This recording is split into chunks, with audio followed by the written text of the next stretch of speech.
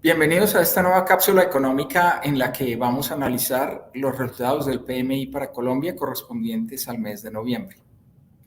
Como es tradicional, iniciamos con un análisis del entorno internacional para pasar posteriormente a la economía local y específicamente el PMI. Bien, sin duda uno de los elementos que sorprendió el crecimiento económico en los Estados Unidos fue el buen desempeño del consumo de los hogares.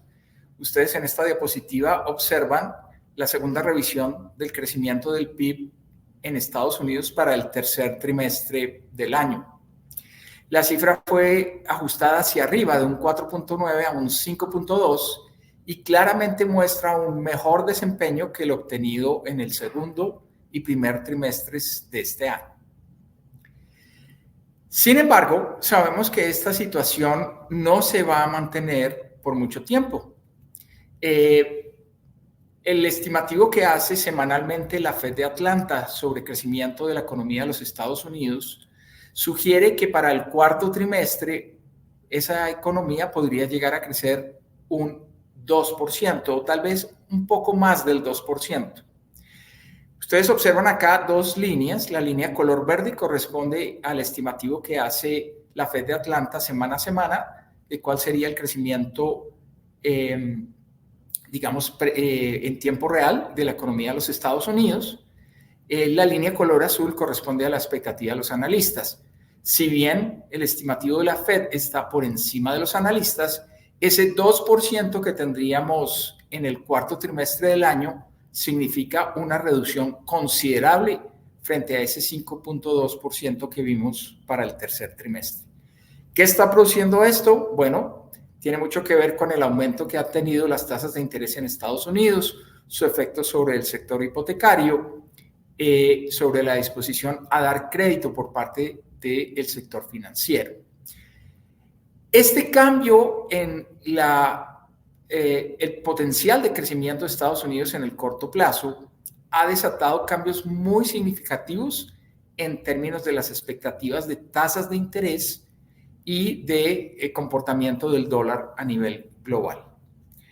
Otro de los elementos que también han favorecido este cambio que se ha generado en el mes de noviembre en términos de los mercados tiene que ver con las cifras de inflación. El dato de inflación para el mes de octubre salió en 3.2%. Es un dato realmente muy significativo, es una reducción importante.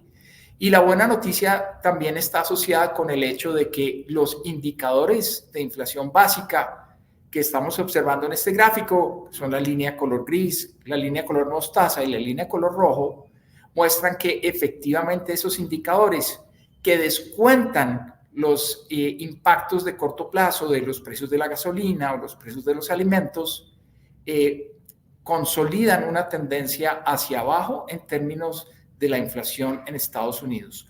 Hoy por hoy, las expectativas de inflación al consumidor y las expectativas de inflación de costos en Estados Unidos para finales del 2024 están en niveles muy cercanos al 2%. Eso tiene un efecto positivo en la medida en que probablemente los recortes de tasas de interés que veamos en esa economía podrían anticiparse frente a lo que inicialmente se habían pensado. Como he mencionado, esto ha generado una depreciación del dólar a nivel mundial, una valorización de activos más riesgosos, una valorización de monedas en países emergentes, incluyendo Colombia, y también de la renta variable a nivel global. Pasamos ahora al caso colombiano. Es bastante conocido de todos que el crecimiento de la economía en el tercer trimestre del año fue negativo, 0.3% de crecimiento anual, es decir, comparado el tercer trimestre de este año frente al tercer trimestre del año 2022. Y creo que este fue un dato que sorprendió a todos los analistas, incluso al Banco de la República. Bien, cuando observamos, sin embargo, ya la variación trimestral, no la variación anual, los datos lucen un poquito diferentes. en realidad, lo que tuvimos en el tercer trimestre fue un incremento del PIB frente al segundo trimestre del año. Y esto es bien significativo. Recordemos que una de las definiciones de recesión, una definición popular de recesión técnica, es tener 2 o más trimestres de crecimiento negativo. Esta situación no se configuró en el tercer trimestre de este año. Y si se mantiene un crecimiento positivo en la revisión que haga el DANE de estas cifras en 3 meses, si se mantiene ese dato positivo, pues obviamente la posibilidad de que el país entre en recesión es claramente más baja. Bien, hay varios elementos que sorprendieron a la baja en términos de comportamiento del PIB en el tercer trimestre, especialmente el tema de la construcción, pero también la industria y el comercio. En el caso de la industria, ya el PMI para Colombia nos había anticipado esa situación. Sin embargo, otro de los elementos que sorprendió por el lado del gasto fue claramente el comportamiento de la inversión total en la economía.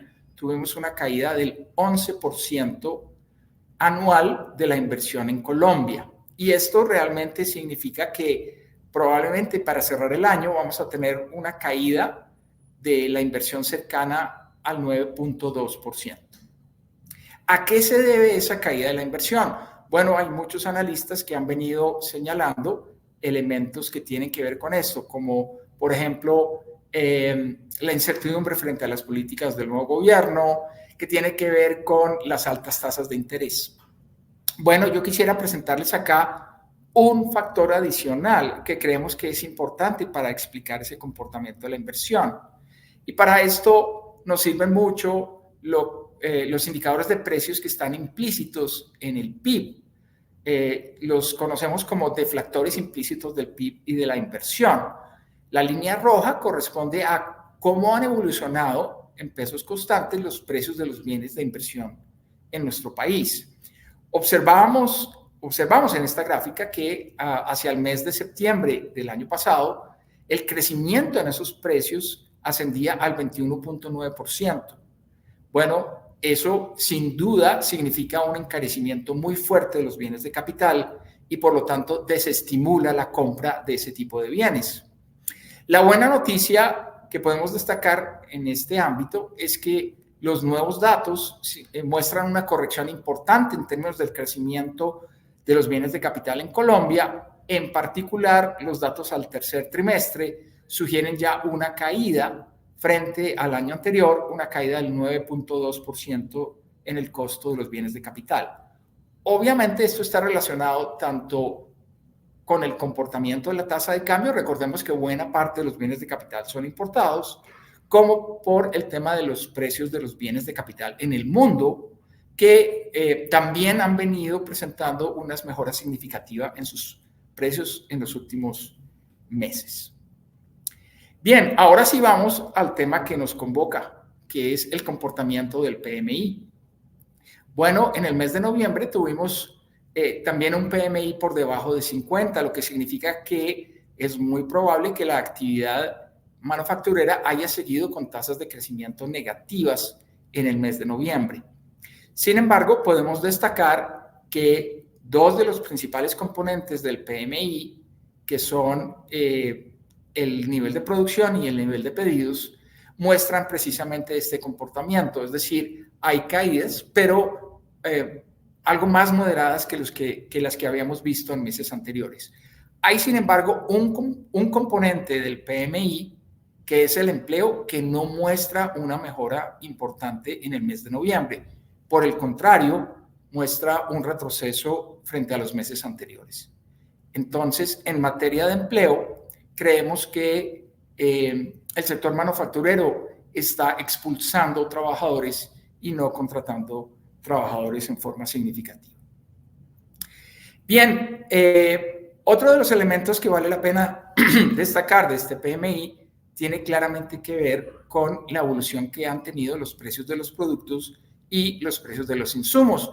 Ustedes pueden observar acá que esa tendencia descendente que habíamos registrado en los últimos meses en términos de tanto de los costos del sector manufacturero como de los precios de los bienes que produce el sector, esa tendencia, digamos, a tener bajos niveles de ajustes en precios, se ha venido modificando en los últimos meses.